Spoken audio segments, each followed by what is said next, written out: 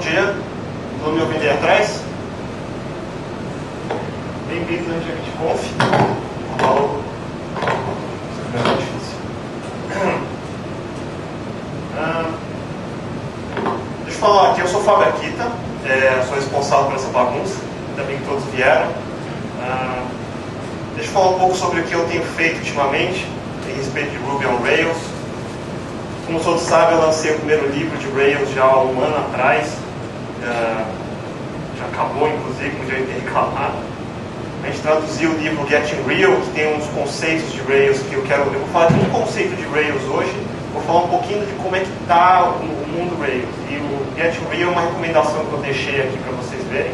Inclusive, eu vou deixar a palestra depois para todo mundo baixar, então não fiquem preocupados que eu vou falar um monte de coisa, mas depois eu vou poder ver com mais calma.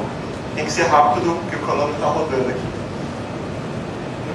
Eu trabalho atualmente na Surgeworks, que é uma empresa de consultoria americana para desenvolvimento de Ruby on Rails, que utiliza recursos de vários lugares do mundo, inclusive Índia, Brasil. Estamos aqui com 3 Surgeworkers também, trabalhando com a gente. E, obviamente, o meu blog, aqui está um Rails.com, que imagino que muita gente aqui deve ter acessado para conhecer, para saber que o evento está acontecendo hoje.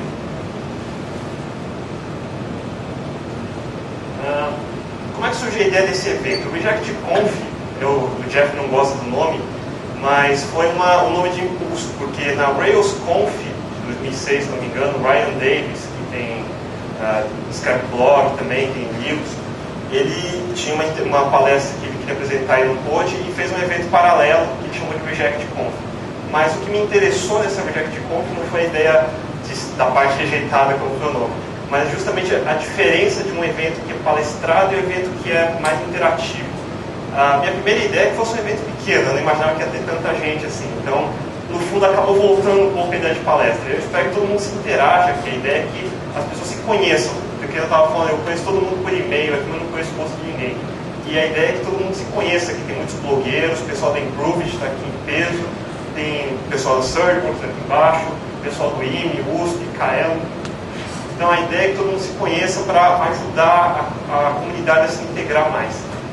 A Kaelo apareceu também, quando eu coloquei a ideia do evento, várias pessoas se colocaram, que eu posso, locais que eu poderia usar, etc. E a Kaelo veio com o Fábio Kung, o IME veio com o Danilo Sato também ali embaixo, os dois vão palestrar aqui com a gente. Então, acabou dando certo de juntar uma empresa que dá treinamento em Rails, que é a Kaelo, mais o IME, como o Jeff ali atrás acabou de dizer, que a gente quer colocar mais movimento na área de Rails. E eu queria abrir para palestrantes da toda a comunidade falar. O primeiro que veio, e logo em seguida já mostrou o evento também, o Vinícius da Improved, que vai ter o Ruby on Rails daqui a pouco também. Então, o negócio juntou dessa forma. E eu acho que isso é interessante, porque a melhor do Rails é a comunidade Rails. Então, ela está em crescimento ainda, muita gente não se conhece direito. Espero que a gente tenha agora a oportunidade de poder melhorar essa comunicação entre a gente. Eu vou começar falando de uma palavrinha meio complicada, chamada Web 2.0. E por que o Web 2.0 tem tudo a ver com Rails? O que é o Web 2.0? Um monte de gente faz palestras, seminários, livros, mas ninguém tem uma definição de Web 2.0. E, na verdade, você pode definir o Web 2.0 de diversas maneiras. Interatividade, conectividade, design, Ajax, muito Ajax, Rails agora já é um sinônimo de Web 2.0, mas o que mais me interessa na parte de Rails, que é uma das coisas que diferencia ela de todo o resto, é um conceito da simplicidade. O Jason Fritz, ele é o cofundador da 37 Signals e ele é a empresa por trás do Ruby on Rails. A principal frase dele é menos software, menos é mais, que é exatamente o conceito que a gente não está acostumado. Toda vez que a gente precisa de um novo sistema, ele tem que ser mais do que antes. Aí é o contrário, a gente quer menos. A gente quer menos com mais qualidade. E o problema é que você quer tentar fazer tudo ao mesmo tempo. Então, uma das principais críticas do Rails é que o Rails não faz isso, que o Java faz, o Rails não faz isso, que o .NET faz, o Rails não faz isso, que o PHP faz, enfim. eu volto à questão básica de todo projeto, que eu chamo de 80-20. Todo mundo conhece que os 80% do projeto a gente faz muito rápido, os últimos 20% é o que demanda a maior parte do tempo e normalmente é um caso de fracasso dos projetos, que é justamente o detalhe, né?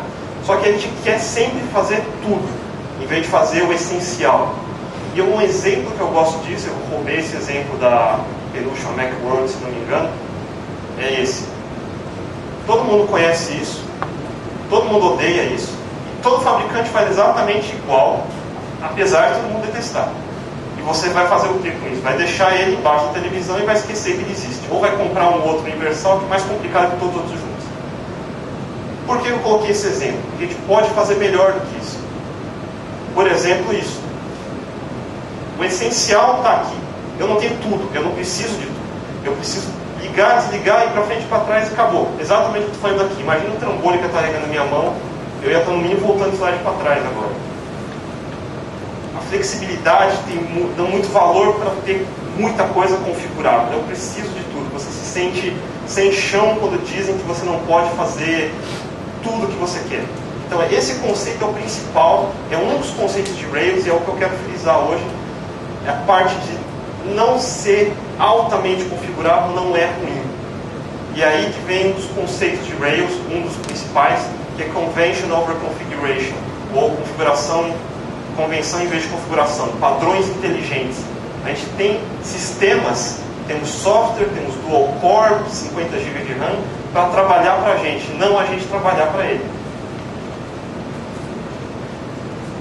E aí a gente entende, depois que você cai em Rails, para quem ainda não entrou em Rails, vai sentir o primeiro baque de ter uma limitação, e até que você entende que o que te limita, na verdade, te libera.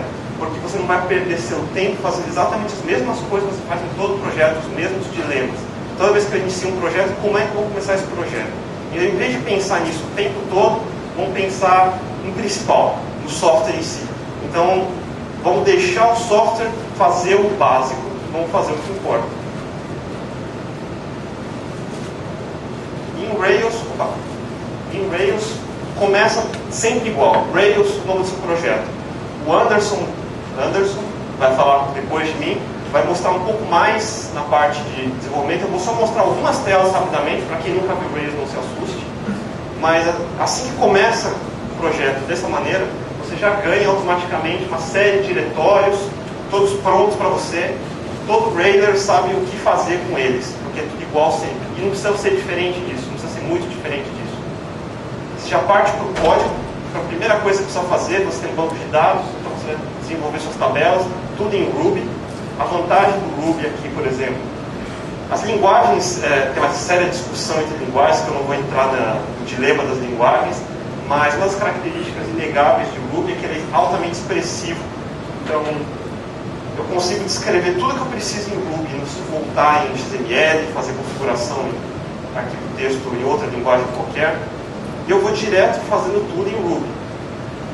O Ruby, o Rails, ele foi o que a gente chama de killer app, ou a principal aplicação em cima do Ruby que tornou ela famosa. E ele usa as características do Rails, é por isso que o Rails ele precisa do Ruby para existir. Porque ele usa as capacidades do Ruby de tornar as coisas mais simples e de deixar o Ruby cuidar do padrão, de cuidar do básico.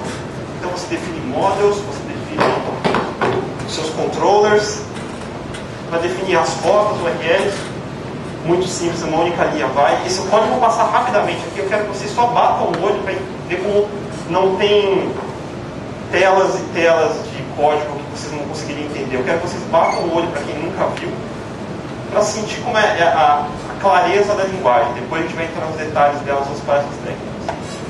Configurando o banco de dados, em poucos minutos que você começa, você já está prototipando o seu sistema. E esse protótipo já é o seu sistema. Então, essa característica de ser rápido, de ser expressivo e ser veloz é que torna o Rails tão diferente do resto.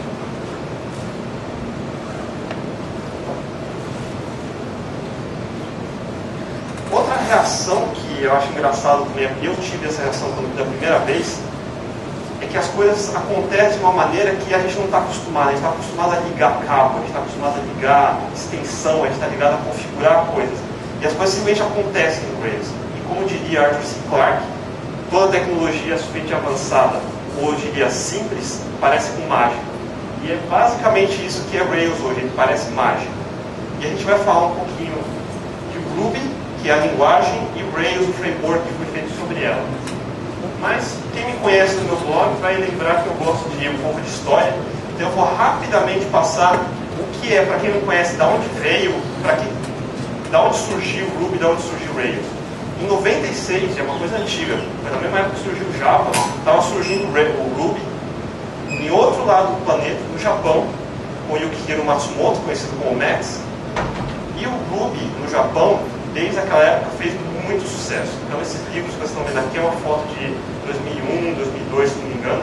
Já daquela época, era a linguagem de script mais utilizada no Japão, acima de Perl, acima de Python. Em 2001, demorou um pouquinho, mas finalmente os americanos descobriram o Ruby, eles desenterraram o Ruby do Japão e trouxeram para a América. Quem fez isso foi David Thomas e Andy Hunt, que lançaram o principal livro para programadores Ruby, que é o Programming Ruby, também conhecido como Pickaxe. Vou falar um pouco desse livro depois. Foi o primeiro passo para tornar o Ruby conhecido na América, no Ocidente como um todo. Logo em seguida, em 2002, pessoas como da Ruby Central, que foi formada uma fundação para desenvolvimento de comunidades e eventos, liderada por Chad Fowler, David Black, começaram as primeiras RubyConf nos Estados Unidos, coisas pequenas, menores do que a gente aqui, coisas de 50 pessoas, 40 pessoas, e foi assim por um bom tempo. A comunidade começou a se formar em torno dessa iniciativa dessas pessoas, do primeiro livro, do primeiro evento, e de descobrir como o Ruby é diferente, o que se pode fazer com isso. As primeiras grandes bibliotecas de Ruby vieram nessa época. James, por exemplo, Yaml, etc. Tudo começou a surgir nessa época. E o primeiro intercâmbio entre Ocidente e Oriente em termos de tecnologia. A gente está acostumado a ter tudo chegando dos Estados Unidos, a gente tem uma novidade chegando do outro lado do planeta, vindo dos Estados Unidos. E aí, em 2004, principalmente a partir de 2004, chega uma nova empresa na jogada, 37 Signals, que começou pequena também, toda desenvolvedora de software, só que ela era uma empresa de design liderada por Jason Fried, que eu falei antes, que é o principal evangelista do menos software. E ele, como designer, web designer, mexeu com PHP, queria desenvolver um sistema de PHP, só que ele não sabia muito de PHP. Então começou a mandar e-mail em lista, etc. E quem respondia mais para ele era um dinamarquês chamado David Hanson, que o pessoal conhece como DHH. E o David Hanson respondia tudo para ele e ele resolveu, bom, vou trazer esse cara para dentro. E ele queria desenvolver um produto, ele tinha essa visão de poder oferecer serviços simples, descomplicados, para as empresas poderem usar sem ter algo como isso. Foi o primeiro projeto que ele queria atacar, um gerenciador de projetos que não fosse Microsoft Project. Não tem nada de errado com o Project. O problema do Project, não tem nada de errado em termos de funcionamento, mas a maioria das pessoas não usa tudo que ele tem. Assim como tudo que tem no Office, ninguém usa tudo que ele tem. Funciona bem, todo mundo usa, é um padrão, só que ele pensou que podia fazer melhor. E a partir daí surgiu a ideia de desenvolver o Basecamp. Basecamp, que é um gerenciador de projetos bem simples, que não tem Gantt charts, não tem toda a complexidade de PMI que você precisa ter no project. Só que o David não queria desenvolver de novo em PHP ou de novo em Java. E surgiu para ele essa ideia de grupo, da comunidade toda de open source. E ele resolveu atacar o problema com o Ruby. Uma vez desenvolvido o Basecamp, eles se juntaram, formaram o produto. Esse é o David Hanson, para quem não conhece, aqui à esquerda, Jason Fried. Eles estão em Chicago, na 37 Signals. E a partir do Basecamp, eles extraíram um framework chamado Ruby on Rails. E começaram a fazer um marketing em cima disso. O principal diferencial do Ruby on Rails em relação a todos os outros frameworks é que eles foram fortes em cima de marketing. Inclusive, o David Hanson, ele esteve no Brasil em 2005, passou desapercebido, pouca gente sabia o que era o Ruby, muito menos o que era o Rails, mas ele fez uma apresentação que se tornou clássica e foi um dos principais pilares para trazer o Rails à linha de frente, que fez o maior barulho possível. Foi esse vídeo.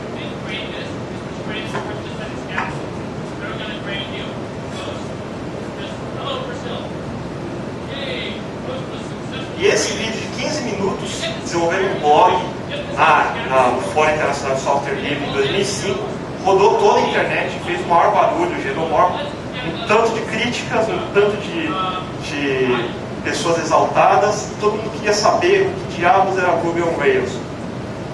E aí chegamos agora no passado, 2006, dessa vez ele não passaria desapercebido, o RubyConf não teria só 40 pessoas, as pessoas voltariam a ver David Thomas, junto com David Hanson, lançando o próximo grande livro, Agile Web Development with Rails, que foi o primeiro grande livro de Rails.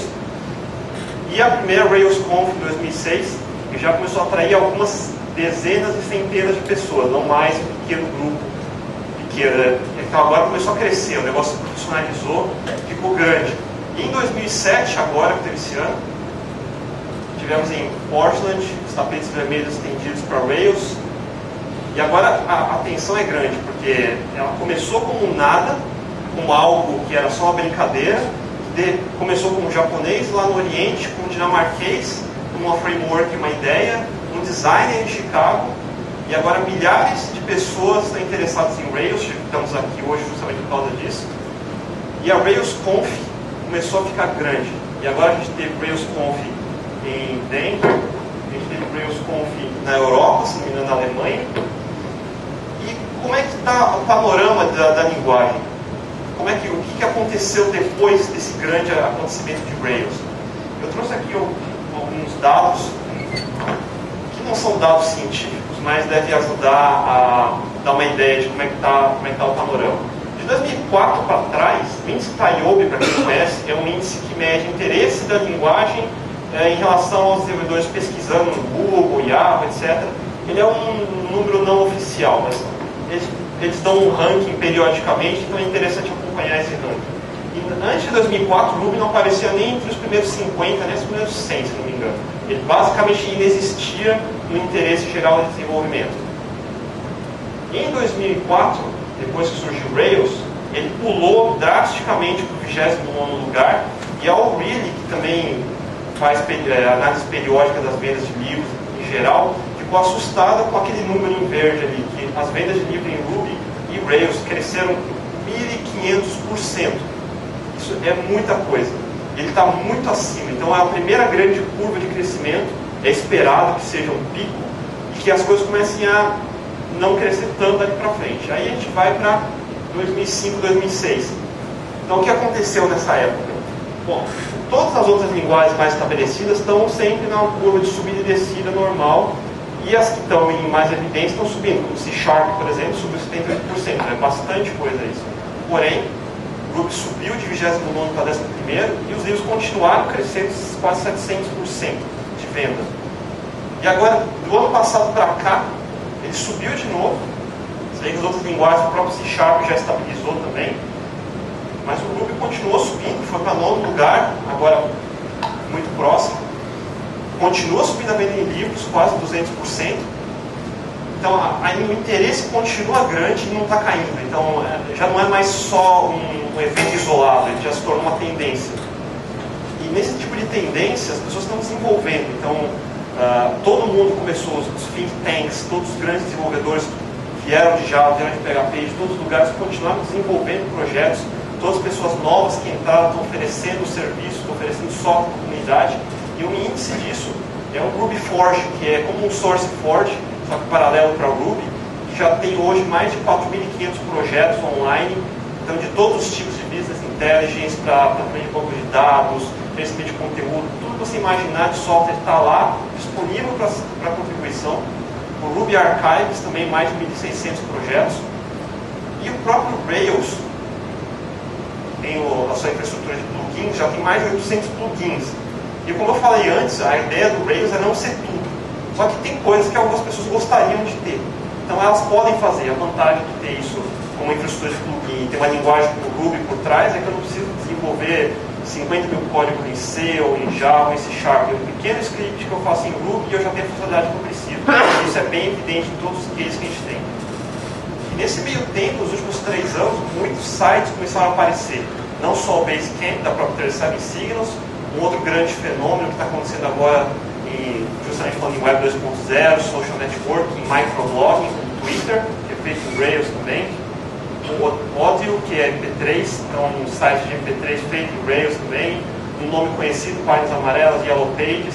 Um case muito interessante que é o Revolution Health, que é do Steve Casey, que é o antigo CEO da American Online. Ele fundou um projeto de saúde, que é um dos maiores portais agora. É muito interessante esse projeto, que tivesse no Brasil, porque basicamente junto com o conceito de social networking com medicina. Então eu posso finalmente dizer que aquele dentista é horrível e colocar isso como crítica. Isso é bem interessante. Shopify, que é um outro um site de vendas também.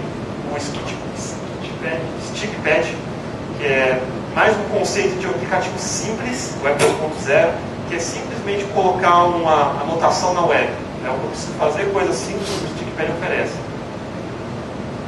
Link Sale, para quem precisa dar notas fiscais, tem muito freelance nos Estados Unidos, tem muito invoice sendo feito. O Link Sale é um serviço que oferece isso.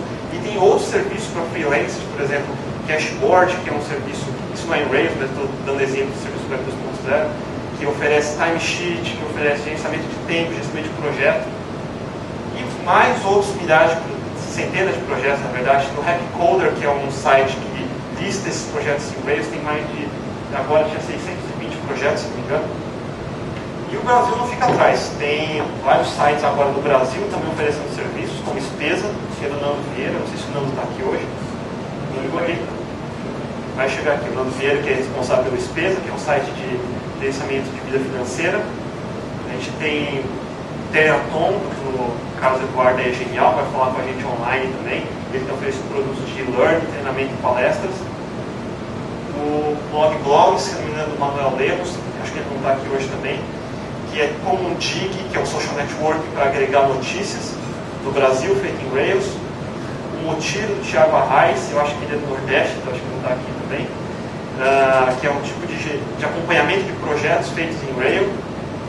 O Carreira TI, do nosso amigo Carlos Brando também, que é um site que vai tentar desbancar o Cato, não é? O Júlio Monteiro do Sul montou o site oficial Ruby on Rails com BR, então tem aqui agregado as comunidades, tem material para todo mundo começar a entrar no Rails, e um dos sites pioneiros nessa área de comunidade, que é do Rony Uliani e do Adriano Dadar. Acho que tem um deles está aqui também, eles estão até o pescoço de trabalho, mas o Ruby on BR veio logo no começo, tem uns fóruns mais importantes para discussão. Então, para os iniciantes é muito importante, porque você pode colocar perguntas lá e tem todo o pessoal que está aqui normalmente costuma responder nos fóruns também. Então, o ecossistema de sites já não tem mais aquele receio de que em 2004 tinha, em Ruby, Rails é muito novo, nenhum site vai aguentar no ar, não existe possibilidade. Já tem muito site no ar. Eu e mais meus amigos trabalham na SearchWorks, desenvolvendo sistema em Rails hoje, no modelo offshore, que é terceirização para outros países. E isso está acontecendo porque a demanda de Rails nos Estados Unidos é muito grande e falta profissional qualificado no mercado, lá nos Estados Unidos. Então já tem gente na Índia buscando, já tem gente na Europa como um todo, em toda a Ásia, aqui no Brasil também, a gente não pode ficar para trás. E as empresas? Porque os grandes nomes como Java, .NET, têm empresas por trás. Então, algumas empresas já estão mostrando interesse em Rails. A ThoughtWorks, se não me engano, tem gente de ThoughtWorks aqui. ThoughtWorks, que é uma consultoria importante. Então, para quem não conhece, grava esse nome. ThoughtWorks, uma consultoria internacional presente em vários países. E o principal nome relacionado a ThoughtWorks não podia deixar de ser Martin Fowler, que é o evangelizador, o principal escritor de livros de design patterns, de arquitetura de sistemas. E agora ele evangeliza muito forte Ruby e Rails. Inclusive, agora foi divulgado na última RailsConf que acho que 40% do faturamento dos projetos de desenvolvimento de software da ThoughtWorks já é em Ruby e Rails. A própria Sun não quis ficar para trás, então a comunidade começou a trazer esses novos conceitos de linguagem, conceitos de framework. A Sun foi logo no começo, um ano atrás, trouxe Charles Nutter e Thomas Enebo, que começaram o projeto JRuby, que é uma ideia de rodar Ruby em cima da JVM Java e assim utilizar todo o ecossistema Java que já existe. Isso já é uma realidade hoje, e na maioria, em muitos casos já é mais rápido que o próprio Rails oficial, e está disponível para todo mundo poder utilizar rodando em Tomcat, em Glassfish. A Microsoft também viu a liderança da Sun, resolveu ir atrás também, trouxe John Lamb com o projeto Iron Ruby. que é o segundo projeto de linguagem dinâmica da Microsoft. O primeiro foi Iron Python. Então, o Iron Ruby já é uma realidade hoje, ainda não é uma versão completa estável, mas a ideia é também trazer Ruby, trazer Rails para rodar sobre a plataforma .NET. Então, essas iniciativas são interessantes porque o Ruby e Rails sozinho talvez não conseguissem entrar em todos os nichos, em todas as corporações que já adotam hoje Java e .NET, e agora a gente tem JRuby, a gente tem o próprio do Iron Ruby para rodar em .NET. É um projeto open source da Microsoft, se não me engano é o terceiro projeto open source. Então é uma cultura difícil na Microsoft, mas já conseguiram colocar 3 projetos open source com contribuição em código aberto. Um dos principais hosts de Rails, chamado EngineYard, recentemente contratou Ivan Phoenix, responsável pelo projeto Rubinius. E o Rubinius é um paralelo ao Ruby, uma virtual machine específica para rodar Ruby. Então já é mais uma virtual machine. Então já temos Java, .NET, o próprio Rubinius e o Ruby, que vai sair a versão nova, talvez no final desse ano, começo do ano que vem, Ruby 1.9, com uma virtual machine para trazer mais performance, trazer mais utilização de processamento, etc. E o panorama está melhorando bastante. Eu trouxe também alguns números em relação ao Brasil. Working with Rails é um site que lista as principais empresas, pessoas, profissionais, freelancers que estão na comunidade, podem se cadastrar no Working with Rails. Ele tem rankings de empresas, ranking pessoal. E brasileiros, tem 320 brasileiros cadastrados lá. A gente está em terceiro lugar, atrás da Inglaterra e Estados Unidos. Então não estamos muito longe também. Mas eu sei que tem mais Rails no Brasil, porque no site Ruby on BR, que começou há algum tempo, já tem mais de 1.000 cadastrados, mais de 10.000 mensagens já trocadas. A comunidade no Google Groups, Rails BR também, que é importante participar, atualmente tem 640 pessoas. O meu próprio livro, ele foi uma tiragem só que eu escolhi, já vendeu 1.000 edições, então no mínimo tem 1.000 pessoas rodando o livro Repensando a Web com Rails, que é um bom sinal e estão pedindo mais. Então, é um sinal forte de que os brasileiros estão se interessando muito por Ruby on Rails. E o meu próprio site, aqui está um Rails, é um blog, mas não chega a ser nenhum dos top 10 blogs do Brasil, mas tem mais de 20.000 visitas por mês, que é um número relevante, porque quer dizer que é um número constante de pessoas que está em crescimento e continuam com interesse forte em Rails. E um instituto internacional chamado Evans Data trouxe para a gente esse ano, dizendo uma pesquisa não muito científica também, mas é um indicativo que diz que 3 em cada 20 desenvolvedores de qualquer linguagem aqui no Brasil conhece ou usa ou está interessado em Rails, em Ruby e Rails. E que para o ano que vem, esse número deve dobrar para 3 em cada 10 estarem cientes de Ruby on Rails. O mind share de Ruby on Rails está crescendo. Já é mais difícil você entrar em uma pessoa razoavelmente bem informada, perguntar o que é Rails e ele não saber o que é, no mínimo. E esse número, essa taxa de crescimento é o maior dos países em desenvolvimento. A gente está acima da Índia, a gente está acima da China, e lá eles não estão prestando tanta atenção assim. A gente está à frente deles, é uma oportunidade de prestar serviço, não só para o Brasil, como para a Europa e Estados Unidos. Agora, o Ruby on Rails, mais do que tecnologia, ele não é um produto. Então, isso é uma coisa que é importante, a gente não fecha. O Ruby é aquele binário, é aquilo que eu uso, assim como a gente tem aquela coisa de JVM, aquela única coisa, .NET, aquela única coisa, tem até aquela cisão mono .NET que o pessoal não gosta tanto.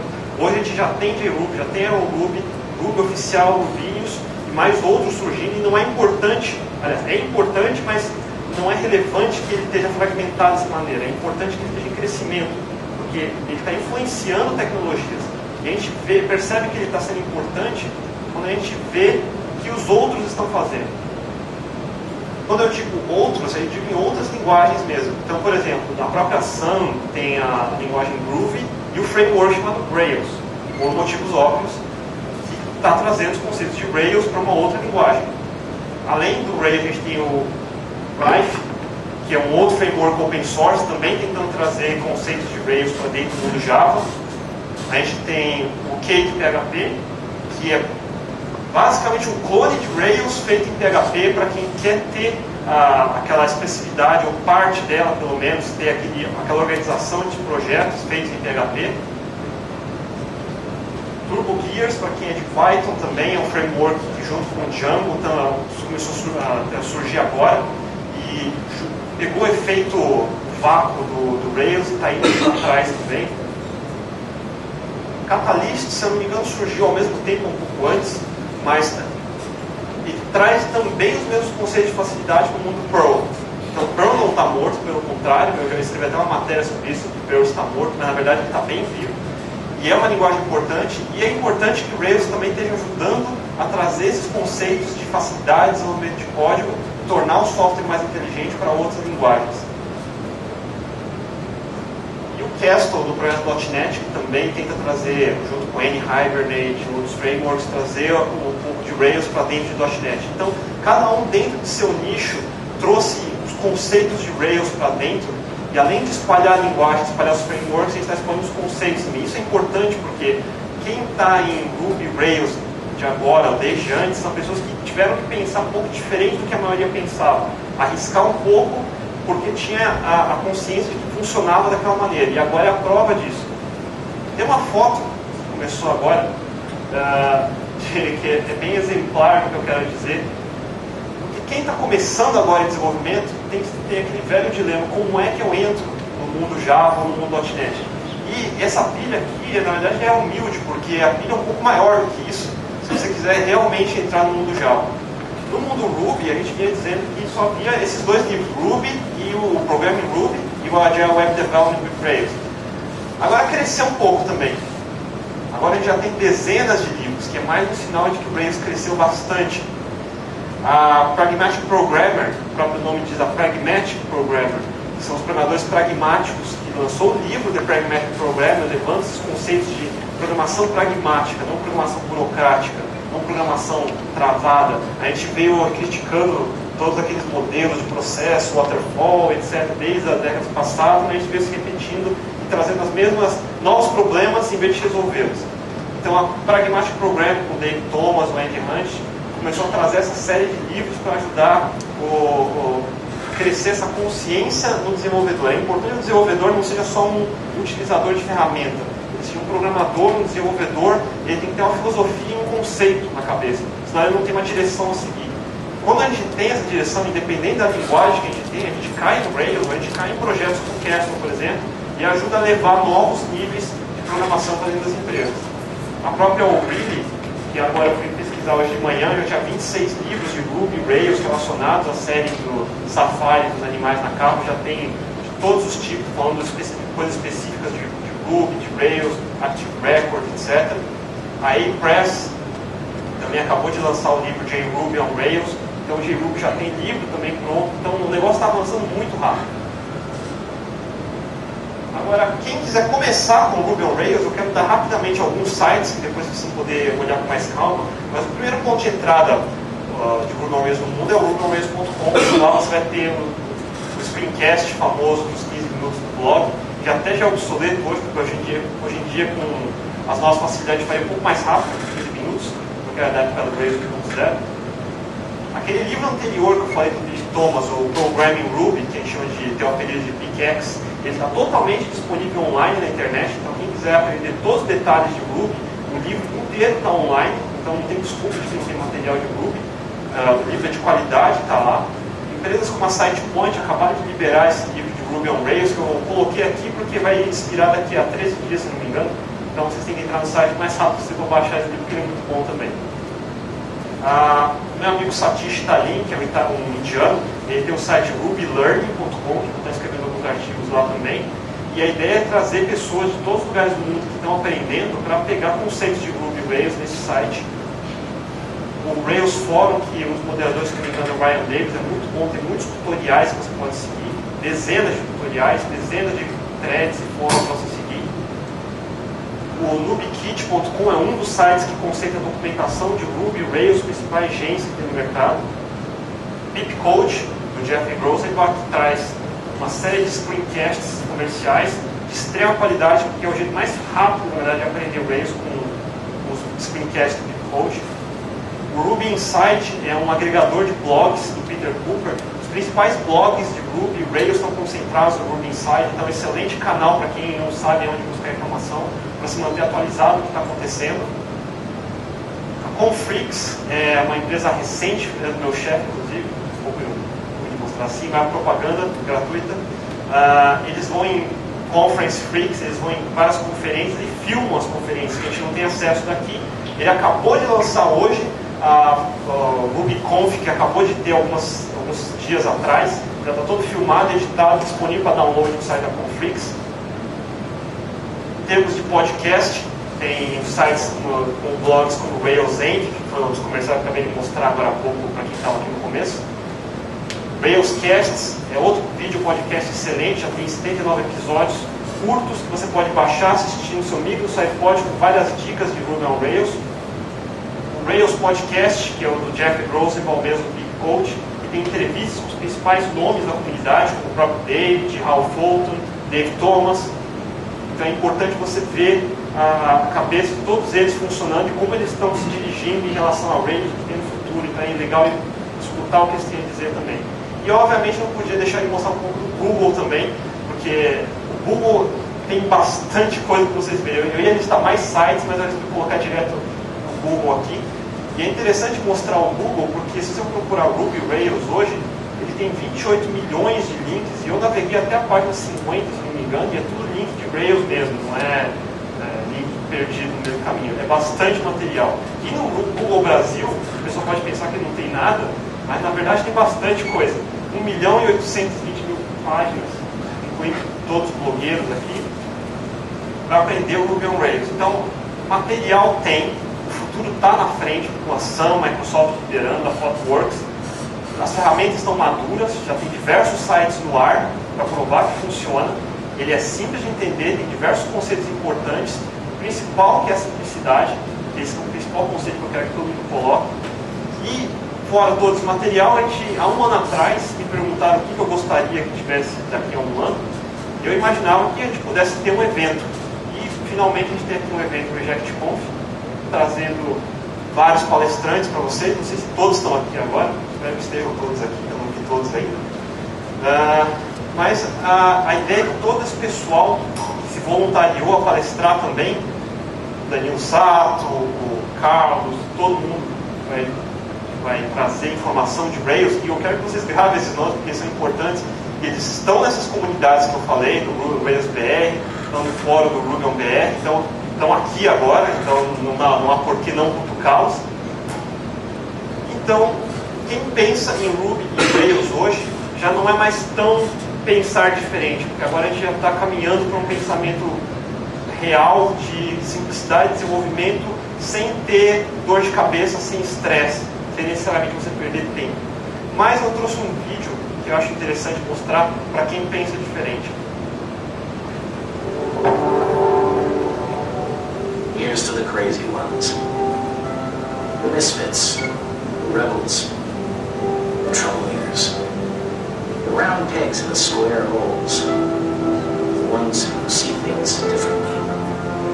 They're not fond of the rules, and they have no respect for the status quo. You can quote them, disagree with them, glorify or vilify them, but the only thing you can't do is ignore them. Because they change things. They push the human race forward. And while some may see them as the crazy ones, we see genius. Because the people who are crazy enough to think they can change the world are the ones who do.